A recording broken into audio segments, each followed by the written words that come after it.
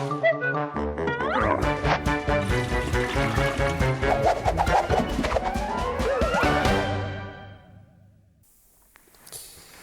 am I?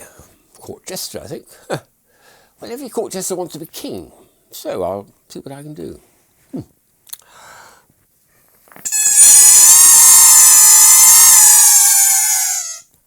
Do you think it'll work?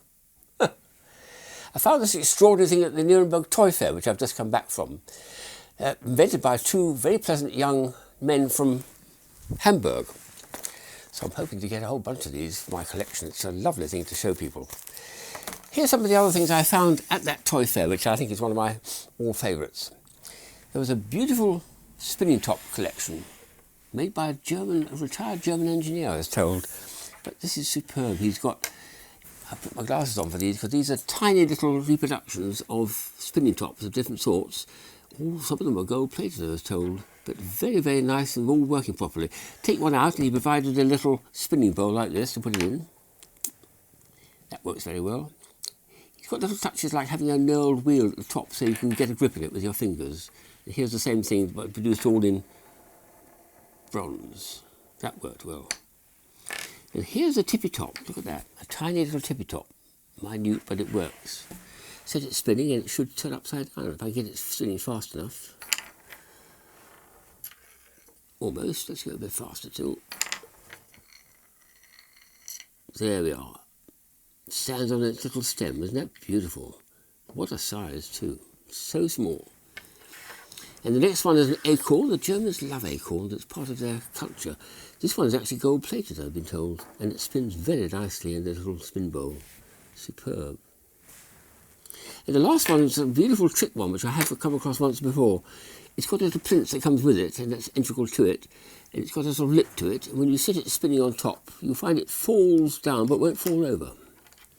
That's interesting, it won't fall off. So spin it like that, and it comes off, and as it tips over, it stays on because it's getting caught. It looks like a magnet, but actually just due to the lipping there.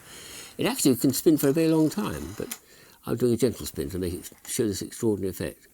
So a very, very pleasing set of miniature spinning tops showing different principles of spinning, all from this wonderful engineer. He's also done a slightly larger one where he's taken bottle tops and recycled them, put a disc of metal in there to make sure it spins. It won't spin this way as you expect, it just comes to a halt. You're supposed to spin it upside down and allow it to, let's do it over here, allow it to fall, it'll stabilise when it's upside down, which is very nice. So I chose the well-known Coke version of the bottle tops. So those are a very nice discovery from this retired German engineer. I'd love to meet him sometime. Here's another spinner from Israel. It's made of a very tough plastic. It spins one of these in hand. Because it's got springs there, top and bottom, the idea is it bounces. When it's moving nice and fast, it bounces and stays upright. And for kids, they can do a lot more to it than I can do. It bounces off their elbows or off their knee or off their ankle, off their head or their shoulder. And all the time it's spinning, it stays upright because it's got gyroscopic stability. So a nice one for kids to practice their skills with, a bit like a happy sack, but it's something that's moving, which is more fun than a happy sack, I think. Going back to tops, I've come across one which Dr. Christian Ucker showed me. I think he found a reference to it in a book, but no one's ever made it before, as far as I know. It's an extraordinary idea. There's some interesting physics on it, which he's now in the middle of writing a paper. You set a top spinning and pick it up on the little magnetic holder there, and you set the other one, set that up as well, and then you put it on the plinth here. And they don't stay where they are, they start revolving. Why is that? He says in his early analysis that something to do with the tiny frictional force of the top as it's where it's meeting the T-bar is transmitting a tiny little force, but why it should make a precessional force like that, I have no idea. And notice that there's one of the two tops, which again you can't explain, seems to be the lead one. It's the green one. It's lost all its energy, but it's transmitted it into another form, which instead of spinning on its axis, it's now spinning in a precessional wise on the pair like that. And of course you can make it spin the other way. If I spin with my left hand, so it's going to go that way, and I'll spin that one, so that goes that way, and then I'll pick them up. With any luck, we'll find that the pair will start to spin the other way. Yep, there they go. And again, it's the green one that seems to be the lead one in this, and gives all this energy up very quickly.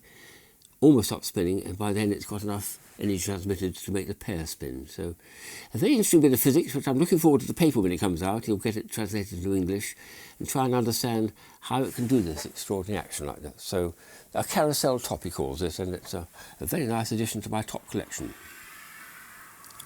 The last item is these wonderful little racing cars, beautifully made. They've got a little power capacitor inside, a minute motor, a little inline motor, a little port here for a USB socket to speed it up, and they provide this thing here for you to put it in. So if I set it spinning, there the wheels are going round and round and round. It comes in here on the top.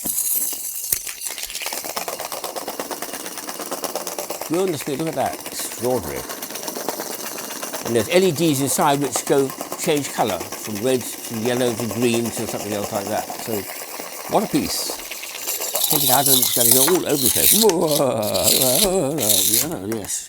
And another thing you can do is attach a cord to it, and that means you can have it spinning around a little pivot, or you have two of them spinning around each other like that, which is very nice.